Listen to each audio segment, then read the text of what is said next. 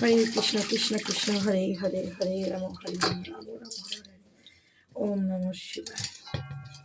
যা গরম পড়েছে, ভোলে বাবাকে যদি আমি স্নান না করাই ওনার মাথা গরম হয়ে যাবে।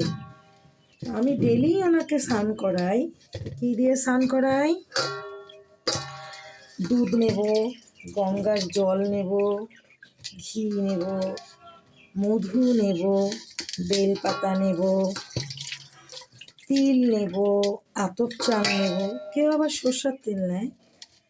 আমি আমার প্রভুকে এইভাবে স্নান করাই। তাতে কি হয়, উনি পাথরের শিলা তো, ওনার শরীর ঠান্ডা থাকে।